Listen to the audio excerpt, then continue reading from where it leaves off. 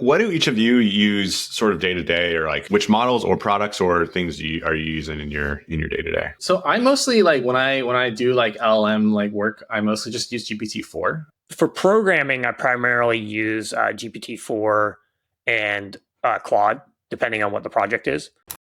It's very interesting whenever I think about like IBM, because it's just like they're making a lot of moves. It's this like big giant old company that like, you know, they're just, it's like, what is this company doing? I feel like our generation like doesn't think about them, right? Like we'd never think to like buy something from IBM, but yet they're buying all these other companies. Yeah, well, I mean, they're such a huge conglomerate. They're called the International Business Machine, you know, like that's what they are. What a name. Yeah, that's amazing. When's the summit happening? March 28th. Get your tickets, people. Hey everyone, welcome to Software Huddle. Today on the show, Alex and I talked with Yujian Tang. He was on the show previously when he worked at Zilliz, when we talked vector databases and RAG. He's since branched out on his own, building the tech startup scene in Seattle and organizing AI events all over the place. We talk about his latest venture, the Seattle Startup Summit, coming up on March 28th. There's still early bird tickets available if you're interested. We also talk AI models, the impact AI is having on programming, including our own programming projects, and share our takes on some of the recent acquisitions that have happened in tech, including Voyage AI. As always, if you have ideas or suggestions for the show, please let us know. And with that, let's get you over to the episode. Hello, and welcome to Software Huddle. I'm here with my forever co-host, Alex Debris. Alex, how are you? Sean, I'm doing well. It's good to be back. New year, new me. Yeah, good to see you. Yeah, we kind of put the podcast a little bit on hold there for basically December and January. Life kind of took over. I switched jobs. You had stuff going on. We kind of had to slow down for a little bit, but we're back in full force now. Yep. Always good to get back. Yeah, definitely got jammed up with like more work stuff than I anticipated for a while. So it was a nice break, and I feel like that holiday time always ends up being kind of like a crapshoot anyway. Like, yeah, so good to take a break, but good to be back as well. Yeah, people aren't listening to podcasts as much anyway during December, so it's a good time to take a break. Yep. All right, and we have with us back on the show, Yujian. Welcome back. Thanks for joining us. Thank you, Sean. I'm glad to be back. Yeah, so last time you were on, you were working at Zilliz when we were talking vector databases. So, you moved on from Zilliz. That was quite a while ago. What's going on now? Yeah. So I was working on the vector database stuff, working on some RAG stuff, working on some agent stuff back in 2023, early 2024 as well. Basically, what I was doing at Zilliz is I was doing these developer communities, right? So I was helping build a community there, trying to get people to come together, talk about AI, talk about what's going on in the space. And one thing I found about running these events is you're a little bit limited on your topic set, right? You're basically like, hey, we're going to talk about vector databases, we're going to talk about RAG, and then that's pretty much it. And so I was like, hey, what if I had a community where we could talk about a lot of different things, where it's like, the whole spectrum? Because as a dev, and I imagine that's why people listen to this as well, is like you get to just hear so many different things when it's more like third party ish. So I started my own community last year. We started with hackathons. We do some tech talks in SF. We do hackathons in Seattle, and we grew from about 0 to 7,000 members. We had 11,000 people attend our events. And this year, I basically turned that into something called Seattle Startup Summit, which is going to be like a hopefully 800 person event. We'll see. We're at about 460 some signups now, so we'll see if we can hit that 800 mark. Yeah, very cool. When's the summit happening? March 28th. Get your tickets, people. Is this live? This is not live. Oh, okay. Yeah, it's March 28th, so it's in a couple of weeks. Yeah. When you're doing an event like this, like, say you want 800 people to be there, do you have to like oversubscribe? Like, what is sort of the attrition rate with this sort of stuff? Yeah, 100%. You have to oversubscribe, right? So with free events, you're pretty much looking at, and it actually kind of depends on the location too, because it's like the culture of the place, right? So in SF, you get about a third of the people to show up. If you're lucky and you have a really good event, you get maybe 40-45%. If you're like Databricks, you probably get 50%, or one of those big summits. With a paid event, or in Seattle, you get about 50%. with a paid event, so like Seattle Startup Summit, I'm charging for tickets, right? I do that primarily because I want people who actually sign up to show up. But even with charging for tickets, I found that you still have maybe like a 10 to 20% of people don't show up. And so like the tickets I'm charging for the summit are like $250 like full price tickets. But a lot of people will buy like the half off tickets if they can find a code, or they get one of the early bird tickets. And then I'm like, like the later you sign up for a conference or the later you sign up for an event, the more likely you are to show up. So I don't know what the attrition rate is going to be. I hope it's going to be like like I'm aiming at 1,000 signups. So that's what I'm aiming for. We'll see if we get there. Yep. Cool. And what kind of person are you targeting for like devs at startups, people that are interested in startups? Like, what are you looking for here? Yeah. So my primary goal with this community that I build is like, hey, AI is changing everything, right? It's not just like devs and software. It's like healthcare and finance and all this kind of stuff. But I think on the front line, devs are your target audience. Before you can have your like AI finance apps, AI healthcare apps, you're going to need devs that are literate in this space. And so my goal with the community is really to get devs all the information, all the resources, all the tutorials, all the networking, all that they need to become literate in this space. So my primary audience is devs. And then, like secondary audience, like tech leadership. Of course, you have to have, tech leadership there. They got to buy in. Founders, people like that. Actually, one of the things with Seattle Startup Summit that I feel very strongly about is, so Sean, I know you're in the Bay. Alex, where are you based? I'm in Omaha, Nebraska, so okay. I'm a ways away. Yeah. Okay. Okay. So not a tech hub. That's not a tech hub. Yes. Yeah. But so Seattle is like one of those weird places that's like, it's a tech hub in the sense that there's a lot of like technical talent here. There's like Amazon, there's Microsoft, there's Snowflake, there's Databricks. So everybody's here basically. But there's actually not a lot of startup activity. And if you go and you look at what people are talking about, you can see that like when you hear people talking about like tech hubs and AI, you always hear people say something about Seattle. But then if you hear people talk about startups, you'll never hear people say anything about Seattle. Like unless they're talking about like, oh, like here's like a tier 2 startup city. And my opinion, why is that? Yeah. Yeah, that's actually one of the things that I was like, what is up here? What is up with this? Like, so my opinion is like, we gotta like, one of the things that I want to do is I want to nurture that developer to start a founder pipeline. And I think part of it, and once again, I'm not entirely sure. This is just like, you're just taking shots in the dark until something sticks, right? Like my opinion is like, there just needs to be more activity around it. There's not as much activation. If you go to the Bay, like, like Sean, you probably see this. There's events every day of the week.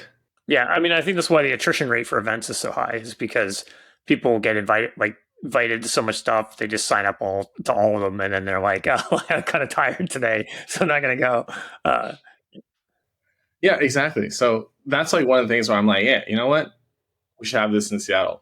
Yeah, it is surprising because Seattle. It's not like Seattle, like from like a proximity to like a VC hub. Like Seattle's not that far away. You can do a day trip to San Francisco if you needed to hit up, a bunch of VCs or something like that to run through pitches. I wonder, like in other cities in the U.S., like New York, Boston, like cities that do have a pretty decent like startup culture and a number of startups there. Like, what is it that they did in order to build that? Is that they have like some sort of incubator or something like that, or some prominent person? Or I also think sometimes that you have like one company that emerges as like a really successful startup out of a place, and then suddenly everybody's like, oh, okay, like I can do a startup in wherever, Omaha, Nebraska. I think about that too. And so like SF has a bunch of different startups that are very successful, obviously. Seattle has had 2 huge successes in the last now it's like 50 years, but yeah, why doesn't that fling off a bunch of other sort of people leaving there and starting something else and just like creating a whole ecosystem like we've seen in other places? Oh, okay. So I actually have looked into this a bit, and here's why I think that is. Okay. So Amazon and Microsoft are so big and they pay you so much money that it is very hard to leave. On top of that, a lot of their employees, a lot of their software developer employees are actually people who are on H-1B visas. Interesting. Okay. And you think that's more? I mean, because like that's some of that's got to be true about the pay in the Bay Area as well. But then, do you think there's less of the, I guess, H-1B just proportionally in SF compared to Seattle? It could be. So Seattle has like the two big, like, Amazon, Microsoft companies that do that. I think Google and Meta, the Google, Meta, Apple, they all do that as well. I think a couple other things that are at play here as well is like the Bay has Stanford, Berkeley, right? These are very big schools. Well, I guess Berkeley's a very big school. Stanford is not that big, but it churns out a lot of people. We have UW up here, which is one of the AI research institutes. We also have AI2, which is a really good AI research hub as well, research institute as well. The thing with this is like AI2 is tiny and UW is roughly the size of Berkeley. And so also there's a lot of people who go to UW and then go to AI2. So it's not like kind of like the same as you have down there with Berkeley and Stanford. And then also,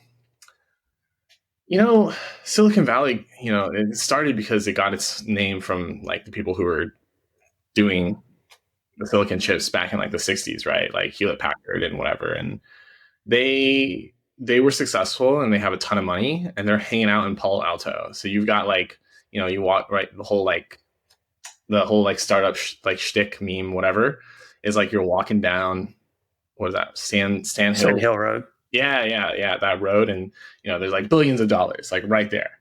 And in Seattle, you don't really have that. We have Madrona, so Madrona has like $3 billion under management.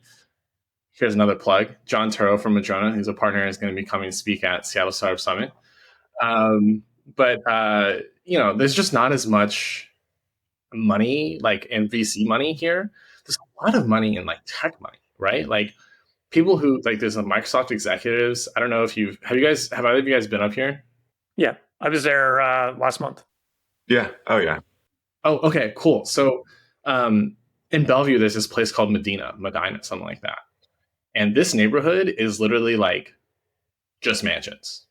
And that's all the Microsoft execs, all the Amazon execs, So there's a lot of money up here, but I just don't think it's being like activated in the same way. Boston also has MIT, Harvard, a lot of like medical stuff out there as well. Yeah, Boston, I think, has a good like base of sort of like bioinformatics, biomedical focused like startups, real like tech scene around that, which I think has emerged from those universities. Yeah, and of course, New York has Wall Street. Yeah. Yeah, exactly. So what's the agenda for the summit? Like, what's the if I'm attending, what should I expect? Yeah, so I think like the idea with this summit is like really like, hey, I'm going to try to gather all of the people who are working on startups in Seattle. Now I haven't gathered everyone, but I've gathered a lot of people. So at the beginning, we're going to talk with John Turrow. I don't know who's going to moderate this yet. But we're going to have a talk with John. He's the partner at Madrona. He's going to talk to us about AI agents, AI infrastructure, right? So this guy was building like a voice agent like company back in like 2011, 2012. And he got out of it. He went to Amazon. He built for like 10 years. And now he's kind of like seen the investor side, the startup side, et cetera. So he's going to be giving the first fireside chat. The second fireside chat that we're going to do is with Pasquale De Maio. So he's currently the head of Amazon Connect, right? So that's their customer service platform. The story that we want to cover there is like, he was part of that journey from the beginning where they took Amazon Connect from 0 to 150 million in like less than 4 years. And that's something that I think a lot of founders would find very interesting, even though they were internal to Amazon. It's still like that's a lot of revenue very quickly. And then the third one is we're doing a fireside chat with Vijay Raji. So he's the CEO of StatSig. Have you guys heard of StatSig? Yeah. Yeah. They've been doing a lot of stuff in the Bay. They're like experimentation. And one of the things I talked with his team about, because StatSig's in person 5 days a week, by the way. And they're based up here in Seattle. And they do stuff in the Bay. So I was like, dang, like you guys all travel like that far to the Bay, like, pretty often do this. And they're like, yeah, we're really interested in having more people come to Seattle. I was like, me too. That's part of it. And then we'll have a couple of panels. So let's see who's on our first panel. So we got Alex Ye from GMI Cloud. So GMI Cloud is one of the Neo clouds. I think we'll touch on this later as well. But they're one of the GPU clouds. They just raised like $82 million, something like that. Then we'll have, who else is on that panel? Tony Holtstock Brown from Ingest. So he used to be in the healthcare space, actually. And he's got an interesting story. So Ingest was like a orchestration platform. So you guys know like AWS, like step functions, right? Yeah. Yeah. So they do something kind of like step functions. And then like when the whole AI agent like thing picked up, they found that people were using what they were building to build AI agents. And so they kind of like pivoted into this space. And then there's also Rob Williams from Read AI. So for context, Riverside is the third streaming platform that I've been on. Read AI is like one of like 7, like, meeting assistants that I've seen. And they're doing quite well. They just raised a $50 million Series B. I think they're expanding into the enterprise. So that panel is going to be talking about the AI stack. You'll notice that all 3 of these people are from different pieces of the stack, right?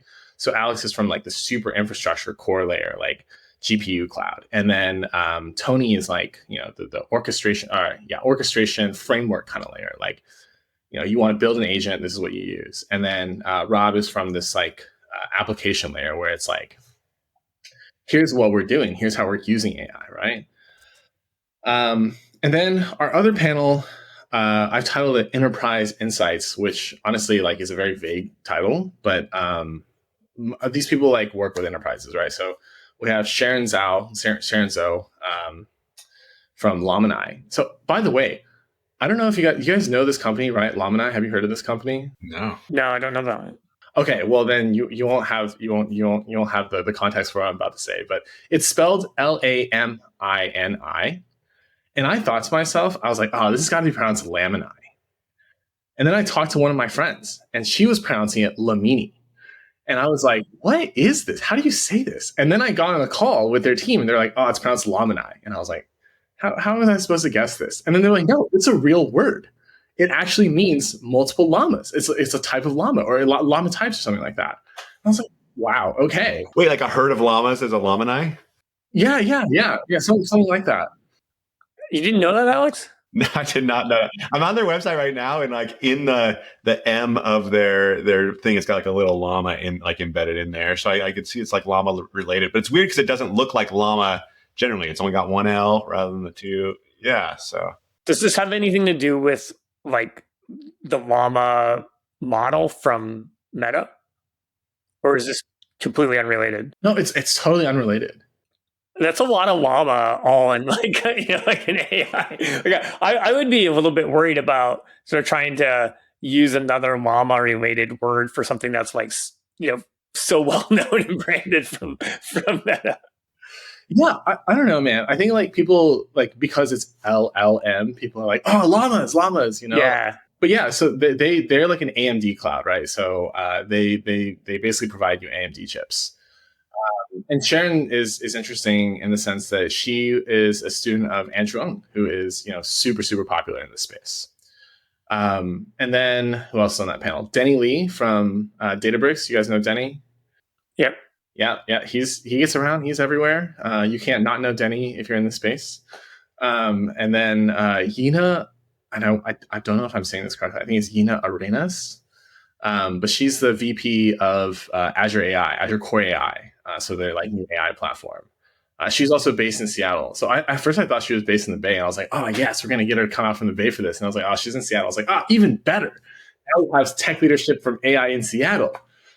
So yeah, those are the panels. And then afterwards we'll have a lunch break and, stuff like that. And during the day, there's like a bunch of exhibit tables. Like when you go to a conference, there's always exhibit tables. You walk up to the exhibit tables, you talk to the people, see what's going on. In the afternoon, this is my like I would say like my like defining feature that I do in my events is like the demos. It's always really fun to see like lightning demos. If you ever come to my events in the Bay, you'll see that I have people do these like 2-minute demos. And after the 2 minutes is up, like I will like shush them off the stage. And I'll be like, get off the stage, get off the stage.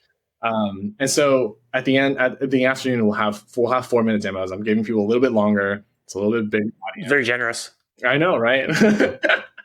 But we're having these 4-minute demos at the end, and currently we're at 26.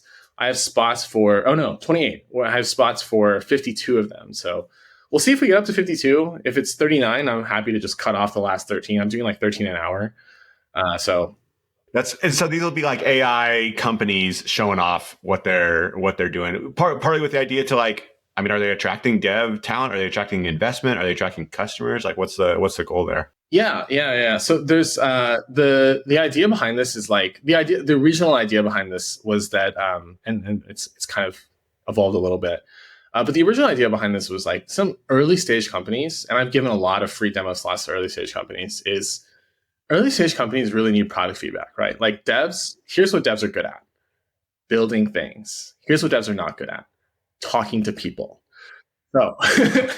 So I was like, well, you know what I can help you do is you can come and show us what you're building, and then people will come to you. You don't even have to go out and find them. They will come to you and they'll tell you, hey, this is really cool, or hey, have you thought about this, or blah blah blah blah. And so that was the original idea behind this. And then for this event, this has kind of evolved into like, okay, like our theme is AI dev tools. Let's try to get a whole view, like, you know, just adding in that idea of like getting like the whole view of the landscape. Let's see as many AI dev tools as we can and like get to kind of like compare and contrast. That's cool, because I find like, you know, I talk to a lot of these companies that are interested in doing, you know, like every company in the world basically has some sort of AI initiative, but I would say like 99% of them have no idea what that actually looks like. So a lot of it comes down to, I think, them seeing like the art of the possible. So if they see like what other companies are doing, and then they're like, oh, okay, like we could do something similar, or we could, you know, maybe we can work with these people or whatever. But I think there's such a huge interest in this space, but very few people who kind of have like a definitive plan for what that means. Yeah, 100%. I think that's definitely part of it. And I think also you touched on something else there, which was like you got to see other people do things, so you kind of like have an idea of it. That's also part of it for me, is like about like 70% of the people who sign up for this conference are like some sort of builder, like product or engineering, some sort of builder like that. And I think like one of the other things is like, if you see other people doing startups, you see other people who are devs that move into this founder kind of role, you're more likely to go and take that jump, take that like, hey, like maybe like I know this guy, I know what he can do. Maybe I can do that too. Or I know what she can do. Maybe I can do that too, right? So that's also like part of this as well. Mm-hmm. Awesome. Well, it sounds great. Great event. It looks like you got a good set of speakers there. Should be really interesting for folks. So hopefully, if you're in the Seattle area or you want to travel there, and you're listening to this, you'll sign up. One last question: if you happen to be in the Omaha area, is there a live stream or anything like that I can watch? I especially want to see the demos and like see all these things. I think those are so fun. That's such a great idea. I don't know if we'll live stream, but oh my god. Okay, so this conference is like $100,000 to do. And this was like before getting like the recording AV. And so I just was like, you know what? We should record this. How much more is that going to be?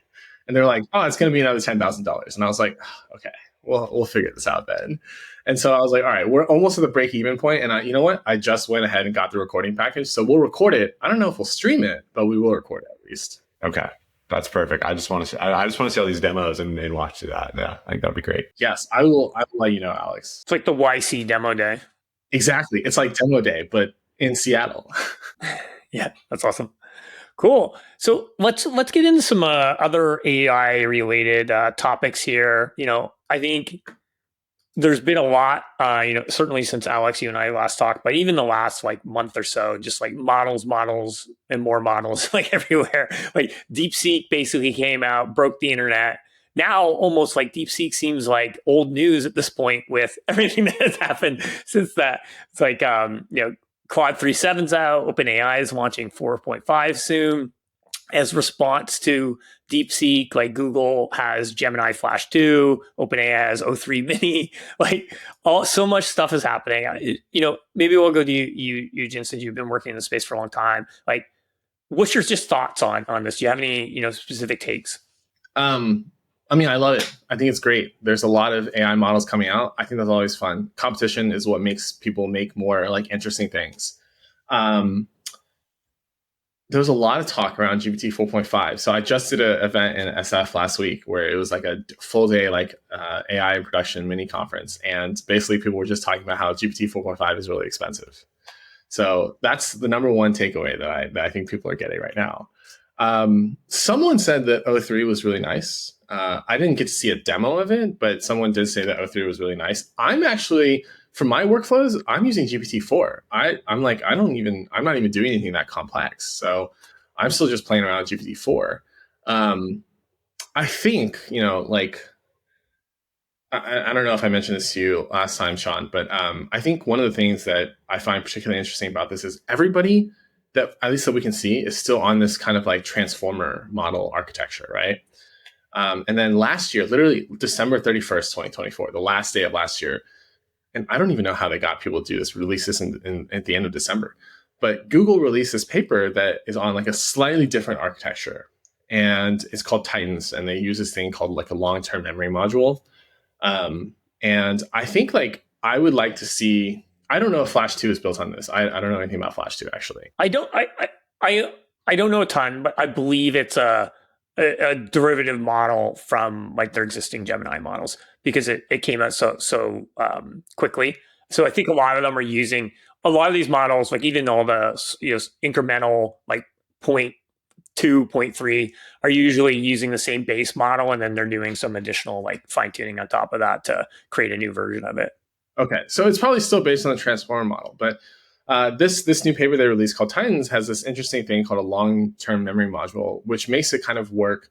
So it's a lot smaller than transformer models, which means it's more efficient, which means it's less costly. It's going to less energy cost. It's better for the environment, et cetera, et cetera, et cetera. But the thing that I find interesting about it is it learns kind of like people do, right? So what the long-term memory module does is it says, if you see something that's very statistically like unlikely to happen based on your current data, you should remember that. So for example, if you I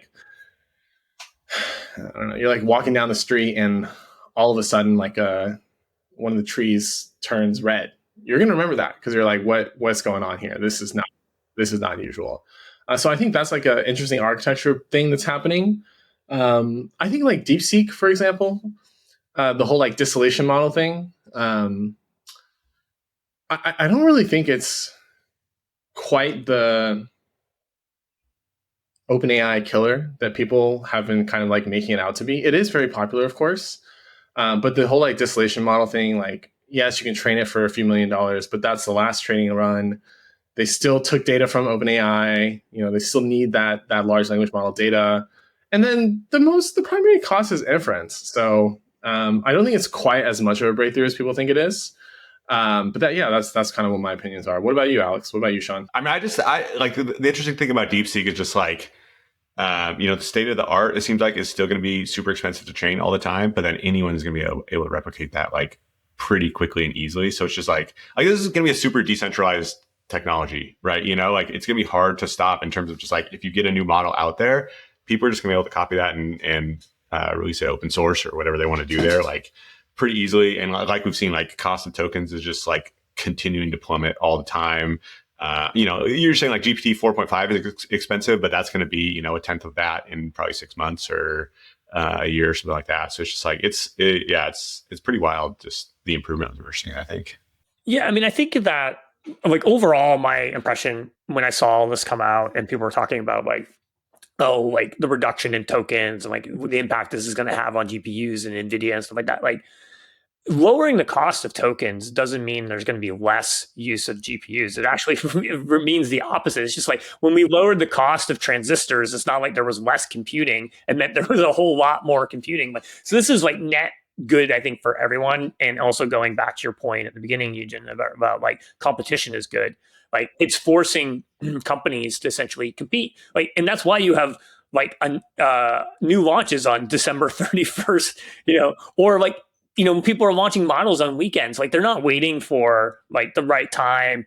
It is such a arms race essentially between all these different companies. And I think that's good for ultimately good for the consumer, good for the developers who are building on some of these technologies. Like there's an open source project out of Stanford. I forget the PhD student's name, but it's called S1, and you can download it, you can try it out, and like they did basically applied the same approach of this distillation using OpenAI originally, using their reasoning tracing, and then OpenAI shut that down. But then they use DeepSeek as well to do the training, and they get a similar performance. And the final training run costs $20 to run on GPUs, so you can like recreate this whole thing yourself if you want. If you download their source code and run through it. So like that's great for, I think, creating this distributed environment. And I also think that a lot of the model companies are, because there's so much competition and the switching cost from model to model is not that expensive. You're literally mostly just changing like a string value typically. Then I think they're trying to find other ways of having sort of stickiness in their platforms and adding value that goes above just like, hey, here's a model that you can use. They're going sort of up the stack. They're adding more like agentic capabilities, reasoning capabilities, data integrations, all this kind of stuff. So it's definitely an interesting time. Or even just like focusing on certain areas like Claude 3.7, they're saying like, hey, we realize everyone is using our thing for code. We're going to train it, like make it much better at just coding and like worry less about just like being a general purpose thing, which like it's good for general purpose stuff, but it's like amazing for coding, so. Yeah, I think they're trying to find their niches and stuff like that. I think Claude, Anthropic really prides itself, I think, on safety is one key thing, and then also being really good at coding problems, and I think like real world reasoning. Like I listened to their CEO talk recently in a podcast, and he was saying how a lot of times when models come out, they're sort of optimizing for like the wow benchmarks of like, oh, this model can pass the LSAT or something, but like that is very different than what a lawyer actually does in the real world. Just like coding problems in Olympiads are very different than like the engineering type, like the real world engineering that you're doing. So Anthropic really tries to focus on, how do you do this in the real world? Yeah. What do each of you use sort of day to day, or like which models or products or things are you using in your day to day? So I mostly like when I do like LLM like work, I mostly just use GPT-4. It's pretty cheap, and I have my OpenAI key saved, and I don't even want to bother switching. Actually, you know what? I do play around with GitHub models. So GitHub has this thing called GitHub Models, which I actually only found out about because I'm a LinkedIn instructor, and they're like, hey, so we're releasing our own like set of ways to access LLMs, and we want our instructors to like test them out. And so I'm playing around with that. They have OpenAI, they got DeepSeek, and they have another one. I forget what the other one is, but interesting. So it's routing through like a unified sort of GitHub interface, but it's going to the sort of like different provider models that you specify. I think it's Azure underneath. I think it's like okay. GitHub, and then they just put all these models on Azure. Yeah. Okay. It's Microsoft subsidiary, right? Yeah, for sure. Okay. And so that's like, you're talking about, that's when you're using those when you're like building something into a product, or like you're using those as just like chat type stuff, or like what sort of usage is that for? So I don't really chat with LLMs. I don't really use them for that. No. Oh man, I use that all the time. I use it so much. Yeah. I'll use it for things like, hey, like here's this copy that I'm writing. Can you help me edit it? I'll use it for things like, hey, I need to organize this information. Can you help me organize it? Or I'll use it for like, so for example, I took like the attendee list for Seattle Startup Summit, and I fed it into ChatGPT, and I was like, hey, can you give me a breakdown of like the demographics of this? Like who, what, are they engineering? Are they product? Are they marketing? Are they tech leaders? Are they whatever, blah, blah, blah. So it's really useful for things like that. But I don't like chat with it. And And then like the other things I play around with a lot is I build a lot of tutorials. I build a lot of like tutorials because I teach courses and stuff, and so I just like mess around and put different ones on there. Yep. And are you using like Cursor or anything like that? Or are you just are you using anything to help you generate the tutorials? Or are you writing it all by hand? No, dude, I write them all by hand. Oh my goodness, man. What are you doing? Get you some Cursor when you're I don't know if Cursor can do this. It might be able to do this now, but like when I tried it, and now it's been a year actually. Wow. When I tried it last year, it wasn't really able to generate like Llama Index or like LangChain or like codes from like more recent frameworks, which it might be able to do now. I'm not really sure. I haven't tried it recently, and I probably should. I would give it a try. I would say get Cursor and get Claude 3.7 and like let it run. I bet like I'm pretty surprised at like what it can do. Like so last week I was out of town. I went to Disney with my family and I heard Claude 3.7 came out and I was just like, oh man, I want to try this. But I like told my wife I would not work on this trip and all that stuff. And so I just got back this week and I'm like, wow, it's like it's pretty wild. Yeah, it's good. Yeah, I would recommend. Yeah, I use primarily for if I'm current for like like consumer facing application side, I use primarily ChatGPT. I'll use Gemini a little bit as well. And I started playing around with Notebook LM too from Google for doing sort of like research. But for programming, I primarily use GPT-4 and Claude, depending on what the project is.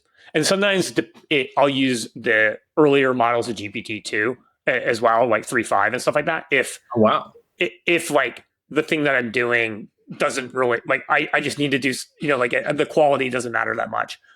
Then I'll do that just to reduce the token costs and stuff like that. But primarily Claude and GPT-4 are like my go-to models.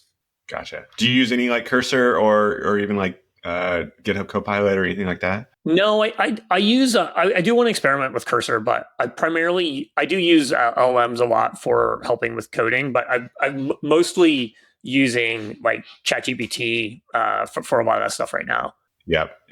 What about have either of you used V0 from Vercel at all? I haven't, but I think I do a lot of Next.js for like the front ends of things I build, but most of the stuff that I'm building is from like a UI perspective is really just like to serve a purpose to go do something more interesting on the back end. So like I want it to look half decent, but I don't need to I'm not building like full on, end to end front end applications and stuff like that for the most part. Yeah, that's true. I'm like mostly a back end dev, but I have like a project right now where I'm doing like full stack, including some front end stuff. And it's like, I can write the front end stuff, but I cannot design it. So even just to ideate whatever with V0 and just like get some stuff. And I know it's just like sort of, it's not super unique, but it's like, it looks good by the standards of what I could do anyway. So I like to get that just like a first cut. Yeah, I found even like ChatGPT, if you're like, hey, I'm writing in Next.js, I need a form to do this. And then you're like, make this look more professional, like this website or something like that. It does a pretty good job of kind of giving you out of the box styles and stuff like that for, these type, one-off projects. I think if you're doing something more professional, then you probably want a more integrated experience that can do deeper analysis of like what's actually within your code base and stuff. I think like one of the interesting areas that's kind of emerging now, like obviously like all these coding assistant, I think like when it comes to AI, like the initial frontier was like, how do you do like supercharged code completion? And then it went from there to like, how do you go from a prompt to actually being able to generate like a more comprehensive part of an application or some fully formed application. And now there's a lot of going on as well with just like automating PR reviews and stuff like that, which I think is interesting. Like there's a bunch of companies that I think are finding a tremendous, a lot of success. And that seems to like the next frontier of like optimization. I know CodeRabbit's doing that. Who else is doing that? Let me get back to you on that. Okay.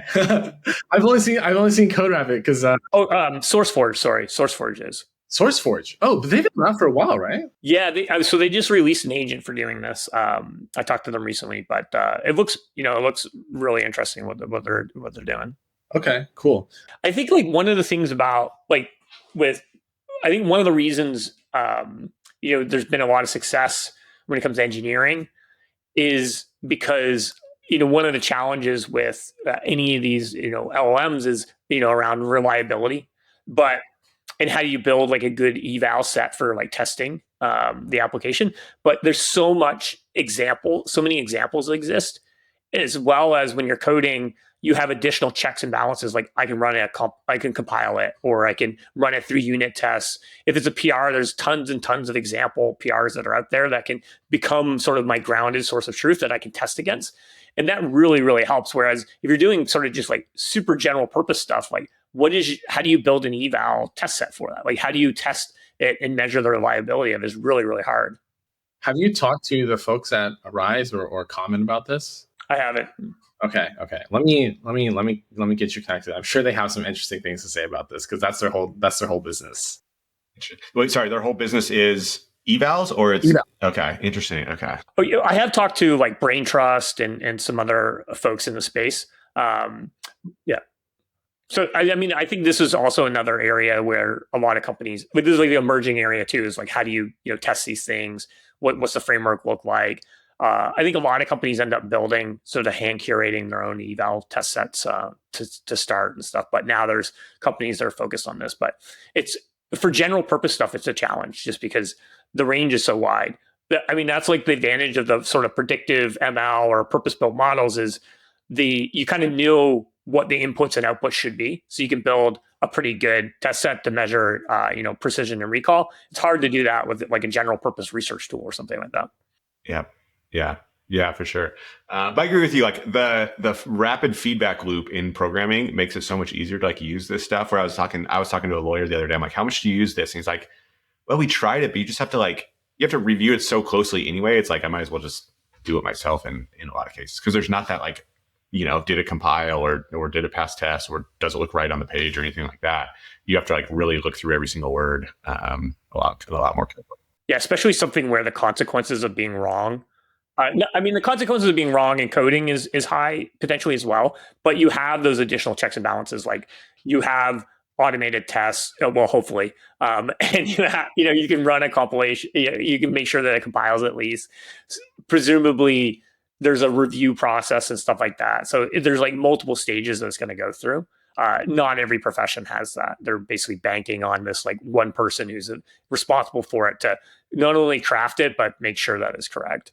Yeah. I think it's really interesting that like, you give a bunch of software engineers this AI that can do a bunch of things. And the first thing they do is, oh, how do I make it so that I have to do less work? I'm going to just,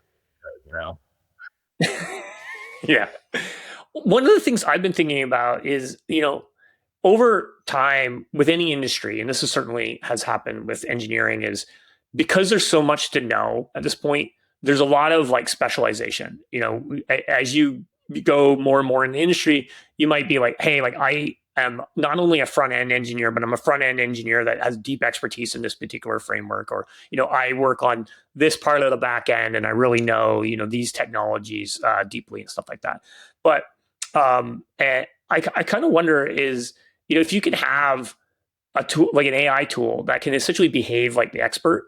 And I really just need to know more of a high level sort of architectural standpoint and work at a bit of a more abstract level. Does that change the way this kind of specialization does? Suddenly having these tools at your disposal, it pays off to be sort of more a million miles wide and an inch deep to be able to give enough sort of instructions to these tools to get what you need, but you don't necessarily need the deep expertise of like, okay, well, I know that, this is happening at the thread level when, I'm calling this particular function and stuff like that. I think that's a really good application, actually. I hadn't even thought about that. This is what keeps me up at night. I definitely think so. Like I've seen that myself over the last year. Like I have taken on like a few full stack projects and I'm like not a great front end developer, but it's like I can make it work. I did a mobile app. I'm working on a mobile app right now. I've never done mobile work before, last year. And it's like, yeah, I think if you have a good base of skills, I think you can apply it just to like way more areas than you could before. And you're not going to be as good as like the people that are true experts and craftsmen in that particular area. But like a lot of apps don't need that, So yeah, I think you can like, absolutely. I think you can branch out into a lot more things. it's probably also like good for like the like I guess like the software engineer market in general. Like, because I think one of the things that I at least I remember seeing this like 5 years ago is people are like, oh, like what if you get really into a framework and then it becomes like obsolete? Then you're just screwed. But now this idea of like being able to be like, hey, like I understand like the ideas, the applications, how to apply these things in software. I'm just not an expert in this, but I can just ask the LLM. Like that's actually really helpful. And like I think that's better. I think that's better as a software engineering experience because like I think and this is partially biased on my own experiences, but like in software engineering, people who are software engineers who become good software engineers are people who really enjoy learning about like the high level architectural stuff and like how do you like put all these pieces together, and they have a lot of curiosity. And so it's like you were saying, Sean, it's nearly impossible to learn everything. And so I think this is nicer for the people that persona of people who enjoy like the software engineering like archetype, but don't necessarily want to get like super deep into things just because it's literally impossible time wise. So I think this is a really cool idea. I haven't seen anything that particularly does this, but I guess like you can just go to ChatGPT. You can be like, tell me about the high level architectures of COBOL, and then you can go and do that if you want. Well, yeah, I mean, and also, all the like TypeScript professionals can now maintain those COBOL mainframes because they can be like write it in TypeScript, translate it to COBOL for me. Yeah. That sounds terrifying. Yeah. I want my bank to just stay on COBOL for now. Yeah. Yeah, well, I don't think we're quite there yet, but I just, thinking sort of bigger picture, like what is the future impact of some of these technologies on various industries. And I think the one industry that's sort of leading the charge is to the tip of the spear is, I think, engineering, in terms of like what impact this is having on people's, the way they do their job is going to impact the way that people probably think about hiring as well. Is like, what skill set do you now test for? If I can give someone a problem and they can literally just type it into a prompt during an interview and get like a decent, decent output, like, you can't test that way during an interview. I don't think those are great tests anyway, but that has historically been a way a lot of companies have hired for a very long time. Have you seen like the recent thing about like the Columbia student who he took like his live stream of this video? He just like got this like, I don't know, like this like transparent looking thing that like sits over his like coding interview, and he would just use that, and he used it in a coding interview, and he passes like Amazon, Google, XYZ, ABC like interviews, and then he just like was like, I'm not going to take any of these offers, and he has like he's like 30,000 MRR in like literally like, I don't know, like a month or something like that. And I was like, what the heck? That's amazing. I didn't see that one. That's funny. Yeah. I mean, I think it was, it's similar to if you're you're a teacher and you're used to the thing that you're giving a student is a book report. Well, a book report's not a great test of someone's comprehension of a book at this point, because you can literally generate a book report in a single prompt and have it. So you need to figure out new ways of essentially testing skills. And I think it also evolves like what are the core skills that you need to be successful in a job. It's changed a lot. Like there was a time where writing cursive was maybe a critical skill, or knowing the Dewey Decimal System, or these types of things as well. And we've those skills haven't completely gone away, but you need to essentially develop new types of skills that are relevant to the workspace. I've never written a book report in my life. Wow. Nice. I've never read a book for book report in my life. I grew up in the age where I had the internet, and so I was just used the internet.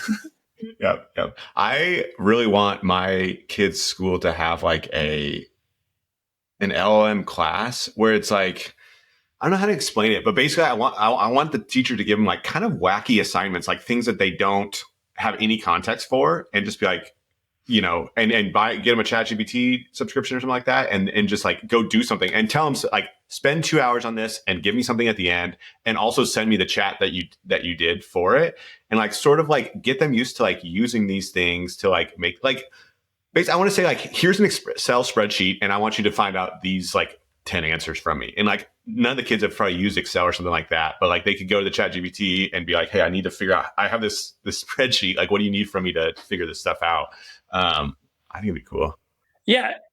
Yeah. And I think that's really interesting. Like that tests, someone's ability to like learn and use these tools as a learning tool, which is probably a more important skill set now.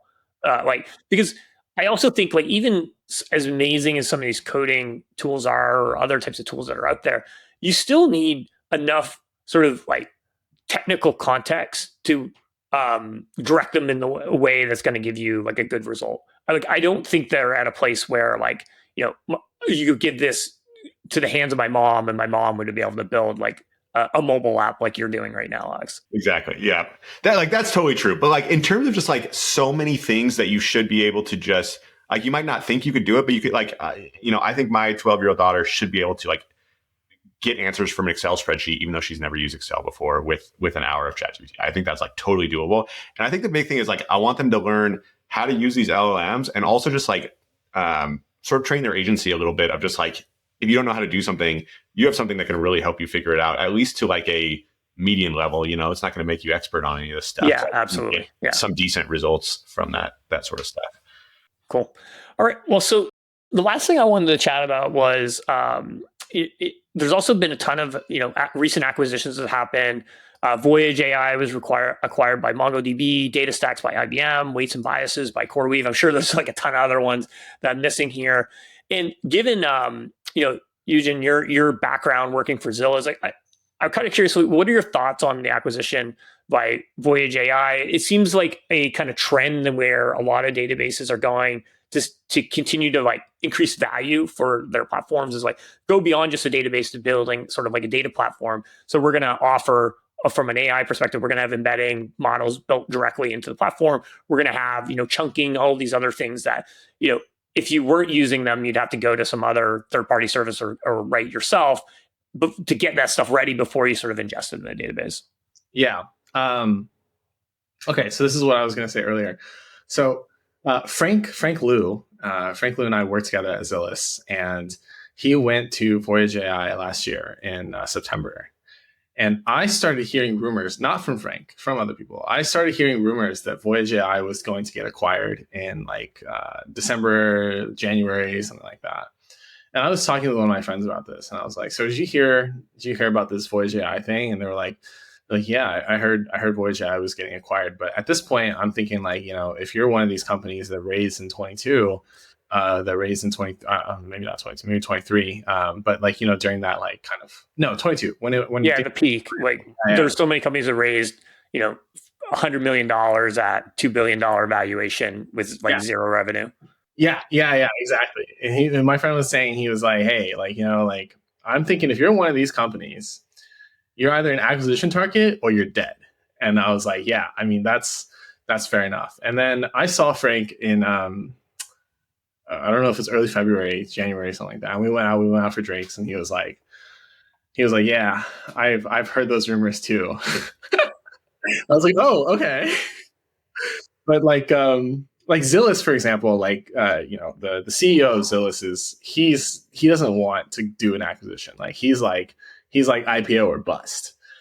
But Tengyu, the guy who does Voyage AI, obviously is open to an acquisition, and they got acquired. And I remember hearing about this like the week before it happened. Frank was like, so, how like we were talking about like coming on board to like sponsor Seattle Startup Summit and your AI production mini conference? And I was like, yeah. And he was like, well, we wanted to do it, but we're actually doing something else right now, and you'll see an announcement on Monday. And I was like, okay. And then he actually told me literally the Sunday or the Saturday before. So I was like, I knew like a couple days before, and he was like, just don't tell anyone. I was like, all right, I'm gonna keep my mouth shut, But now that it's happened, I'm like, I'm sure I can talk about it now. But yeah, he was like, yeah, MongoDB, good acquisition. Good for them in terms of, I heard they got very good valuation out of it. I personal opinion, in vector database space, MongoDB has a lot of work to do. Yeah.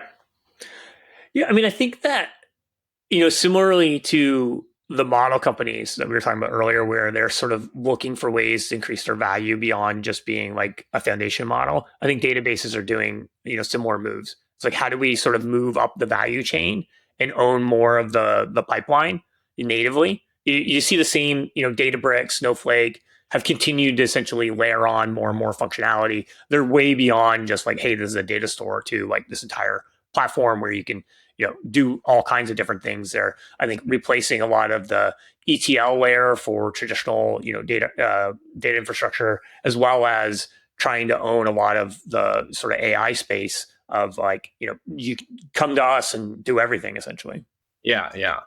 And also, DataStax like literally just recently signed on to come on board as a sponsor for Seattle Startup Summit. I saw they got bought by IBM, and I was like, oh, that deal's dead in the water. Then that's gone, But then I got an email, and they were like, yeah, we're in, and I was like, oh, okay, great, let's do it. I think the HashiCorp IBM deal is official now too, as well. Oh yeah, that was huge, dude. That was like $7 billion. Did they announce how big the DataStax one was? I don't think I saw it, but maybe. DataStax has been around for a long time. They've been like, I think they're over a decade old at this point. Yeah, Astra. Astra DB. Yeah, Astra. DataStax also bought like some company like in like the last like 2 or 3 years. Forgot which one it was, but guy Ben Chambers was one, like the CTO of that company. I can't remember what the company was though. Yeah, DataStax also vector database functionality. Yeah. So IBM is they're making a lot of moves. It's very interesting whenever I think about like IBM, because it's just like big giant old company that like they're just, it's like, what is this company doing? I feel like our generation like doesn't think about them, right? Like we'd never think to like buy something from IBM, but yet they're buying all these other companies. Yeah. So yeah, well, I mean, they're such a huge conglomerate. Like they own like a Red Hat. I mean, like there's so much stuff that's like under the umbrella of IBM at this point. They're called the International Business Machine, like that's what they are. That's like information superhighway, but from like 1920. What a name. Yeah, that's amazing. And then what are your thoughts on weights and biases, CoreWeave? CoreWeave, I'm not super familiar with, but they're an AI infrastructure company, focused on sort of the GPU layer in the cloud. Yeah, that one really surprised me. I thought like, okay, so I'm actually not super familiar with either of these companies, but I thought weights and biases has been around for longer. Yeah, they have. They've been around for over a decade, I think, because they were originally traditional sort of ML ops. I interviewed one of the founders of weights and biases at one point. So they predate everything going on in generative AI, and then of course they added a lot of functionality on top of that. But their original core, customer was to serve sort of data scientists that were building models. How do you do versioning? How do you set up your training runs, all that kind of stuff. And I always, from an outsider's perspective, felt like they had a very good business, but they obviously they see some sort of opportunity with CoreWeave. Yeah, that one really surprised me. Because CoreWeave's like a little bit newer. It's not that big. I mean, it is pretty big. They've raised a lot of money. Well, I think to do any cloud GPU infrastructure company, you have to raise a lot of money. Yeah, you got to raise like a ton of money. But yeah, I was really surprised. I don't know. But it says they spent 1.7 billion on weights and biases. Like, how much did they raise? They have 1.7 billion VC money. Yeah. Do they have the same investors? They might have similar investors. It might have been like a deal that some of the investors like helped like put together. Yeah. What are your thoughts on these kind of like specialized cloud infrastructure for AI workloads versus, the public cloud? Like, do you think that, because there's more and more of these companies that are emerging, like, do you think that we're really going to have, a dozen different places where you're going to go run your AI workloads independent of where you might be running your application stack today? Yeah. So I thought a lot about this because I talked a lot with the GMI cloud people. And I also talked a lot with this company called Amara, which does data centers. So I think the thing between like these new like neo clouds or like AI native GPU, whatever, is that unlike like the CPU marketplaces, like AWS, for example, they're basically just running their own data centers. AWS has like these CPUs. They basically just have a data center where you walk in and you have these racks, and these racks are just full of GPUs. And there's like different cooling that you need for that. There's different like kilowattage that you need for that. There's like different like there's different requirements that you need to run one of those data centers. So I think it's like the physical requirements are different enough from like your classic cloud compute stuff that they will exist. I don't think we're gonna have. I think there's currently like 45 of these. I don't think we're gonna have 45. We're gonna have some. I think the two plays that I see that are going to be most likely to be sticking around for a while are the ones that own their own data warehouses and the ones that are basically like a marketplace for GPUs. I think those are the two kinds of companies that these are. I see these as the two kind of extremes, and I think those are the two that are going to stay around. I think we're going to have maybe like 3 or 4 of each. Interesting. Are most of those specialized data centers, this is my ignorance on it, are they mostly used for training, or are people doing inference from these specialized places as well? I think they're doing both right now. My kind of like intuition on this is that the training is actually what's making them a ton of reliable revenue, and then the inference is actually what's mostly like it's used a lot. It's probably used more, but it's not as reliable. And I don't know like how that's going to play out in terms of like the business model. Is probably just like some sort of uncertainty they're going to account for. But that's kind of like one of those things that I think is not very clear. And there might even be companies that are particularly like so for example, GMI Cloud, they provide training. That's their current model, right? But they're building an inference platform and they want you to go and use the inference. So it's just not very clear yet. You think the TAM on, or the total addressable market for inference is much bigger because most companies are going to be doing inference. But then you have players like Base 10, Together AI, and others that are doing focused on inference optimization. We've had Base 10 on, Together AI is coming on soon. Like those companies are interested, but they're focused specializing essentially in multi-tenant inference, and just like optimizing the heck out of it. And within public cloud, for those are more within public cloud, right? I don't know what if they like rather than building their own data center, I imagine. I'm not 100% sure. I think they probably work with other like providers, because I know that Base 10 and GMI Cloud are doing a dinner on Wednesday for GTC in like 2 weeks. So okay, yeah, definitely interesting times. Anything else that either you wanted to chat through? I think that's all I have. Yeah, that's all I got. All right, awesome. Well, Yujian, thanks for coming back. Excited about the everything you got going on in Seattle. Hopefully, you're able to accomplish your goal of turning Seattle into the startup hub. And for those that are listening, check out the Seattle Startup Summit at the end of March. And Alex, good to see you as always. Yeah, for sure. I'm gonna check out the recordings, so make sure you put those on for me later on. Even if it's not live streamed, I'll catch those recordings later. Yeah, 100%. I'll get them. Yeah. Thanks, Sean. Thanks, Alex. Yeah, thanks for coming on. All right. Cheers.